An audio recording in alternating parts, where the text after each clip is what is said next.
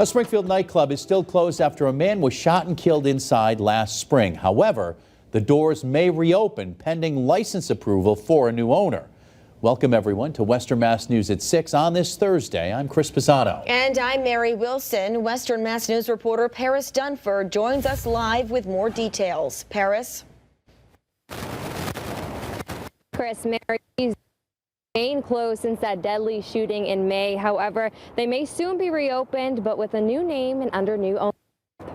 A nightmare unfolded at a popular spot in downtown Springfield back in May. 30-year-old David Carrasquito was found shot and killed in a bathroom at Saga nightclub on Worthington Street. Since then, the doors to the club have remained closed, amid concerns that security employees did not search patrons on the night of the murder. However, now the doors may soon reopen under a new name and new ownership. 3 businessmen are coming together, planning to take ownership of the Saga nightclub license. They have experience in managing a nightclub in Miami and own a marijuana dispensary in Holyoke. It was on the agenda of the Springfield Licensing Commission Board meeting Wednesday night. Petition for a transfer of license from Gandolfia Associates LLC to Trio Springfield LLC, located at 90 Worthington Street.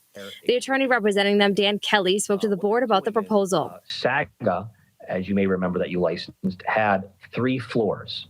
This is only the first floor of Saga. The proposal is for a nightclub, the Flamingo Room, that would be open Thursday to Sunday, 4 p.m. to 2 p.m. on the first floor only of the old Saga nightclub.